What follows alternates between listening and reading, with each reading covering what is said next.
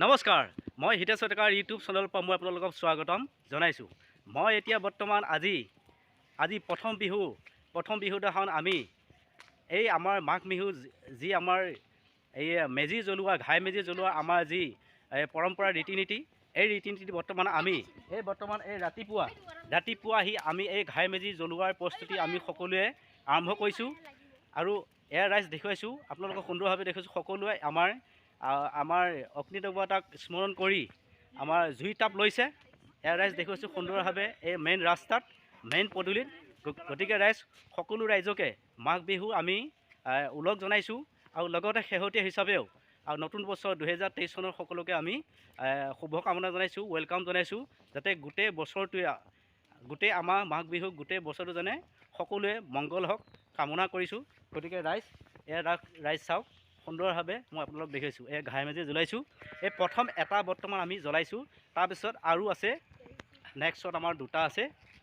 ইয়াৰ পিছত আমি এই দ্বিতীয়টাৰ মেজি আমি ঘাই মেজি জ্বলাই আমাৰ যিটো অসমীয়া মানুহৰ যিটো সংস্কৃতি পৰম্পৰা, আমি সেই পৰম্পৰা ঘাই মেজি জ্বলোৱা যি প্ৰস্তুতি ৰীতি নীতি, এই প্ৰথা আমি সকলোৱে আমি এনেদৰে আমি উদযাপন কৰোঁ বছৰে বছৰে। তেনেদৰে আমি ৰাইজ চাওক, ঘাই মেজি প্ৰথম এটা আমি জ্বলাই দিছোঁ। ইয়াৰ পিছতে আৰু নেক্সটত আৰু দুটা আছে ঘাই মেজি। সেই ঘাই মেজি জ্বলোৱাত আমি সকলোৱে আমাৰ গাঁৱৰ গোটেই মানুহে আমাৰ ঘাই মেজি জ্বলোৱাত অগ্নি দেৱতাৰ জুইত তাপ লোৱা আপোনালোকে ইয়াত দেখিবলৈ পাইছে। আমাৰ এই ৰীতি নীতি যাতে সকলোৱে এনেদৰে আমাৰ দৰে উদীয়মান যুৱকসকলৰ মাজত এনেদৰে ৰাইজ ঘাই মেজি জ্বলোৱাৰ এই ৰীতি নীতি প্ৰথাৰ এই সংস্কৃতিবিলাক পৰম্পৰাবিলাক আপোনালোকে জীয়াই ৰাখিব লাগিব।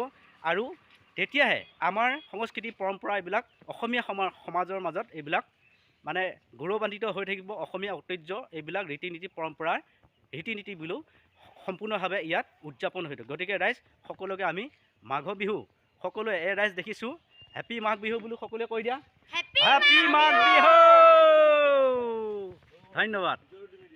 এয়া ৰাইজ চাওক, আমি মাঘ বিহু যি উৰুকা এই আমি 3 নম্বৰ এই মেজিটো আমি জ্বলাই কৰি ইতিমধ্যে আমি শেষ কৰিছোঁ, বৰ্তমান জ্বলি আছে। গতিকে ৰাইজ, আপোনালোকে মোৰ সুন্দৰভাৱে আমাৰ গোটেই গাঁও বুঢ়া বৃদ্ধ আইমতীসকল আৰু যুৱক যুৱতীসকলে আমাৰ ইয়াৰ মাজত আমাৰ সেই ঘাই মেজি যি জ্বলোৱা আমাৰ অসমীয়া মানুহৰ যি সংস্কৃতি পৰম্পৰা ৰীতি নীতি, এই ৰীতি নীতি আমি উদযাপন কৰিছোঁ। আৰু এই ৰাতিপুৱা আমি অগ্নি দেৱতাক আমি স্মৰণ কৰি তাৰ জুই তাপ লৈছোঁ। এই জুই তাপ ল'লে আমাৰ যি পূৰ্ব যি আমাৰ ঋষিমুনিসকলে কৈ গৈছিলে যে ঘাই মেজি জুই তাপ ল'লে আমাৰ যিবোৰ আমাৰ বেমাৰ আজাৰ ব্যাধি থাকে, সেই ব্যাধিসকল এই জুই তাপ ল'লে, এই মাঘ বিহু যি উৰুকাৰ আৰু বিহু দিনাখন মাঘ বিহু যি মেজি তাপ ল'লে, জুই তাপ ল'লে বেমাৰ আজাৰ আই ব্যাধি এইবিলাক অপায় অমংগলবিলাক নাইকিয়া হয়। গতিকে আমাৰ অসমীয়াৰ ঋষিমুনিসকলৰ ডাকৰ বচনৰ কৈ যোৱা এইবিলাক পৰম্পৰাৰ বচনৰ কথা। গতিকে ৰাইজ, আপোনালোকে মই সুন্দৰভাৱে দেখুৱাইছোঁ। এই ঘাই মেজিটো সুন্দৰভাৱে জ্বলি কৰি বৰ্তমান শেষ হৈছে। সকলোৱে ইয়াৰ জুই তাপ লোৱা আপোনালোকক মই সুন্দৰভাৱে দেখুৱাইছোঁ। গতিকে ৰাইজ দেখিছোঁ, চাওক। গতিকে ৰাইজসকলক মই এটা অনুৰোধ কৰিছোঁ যে আমাৰ দৰে এতিয়া মই যেনেকৈ উদীয়মান যুৱক হিচাপে এই ঘাই মেজি জ্বলোৱা ঘাই মেজি বনোৱা যি অসমীয়া মানুহৰ যি সংস্কৃতি পৰম্পৰাৰ ৰীতি নীতি আমি উদযাপন কৰিছোঁ, গতিকে এনেদৰে মোৰ দৰে উদীয়মান যুৱকসকলেও এই ৰীতি নীতি উদযাপন কৰিবলৈ আমি তেওঁলোকক অনুৰোধ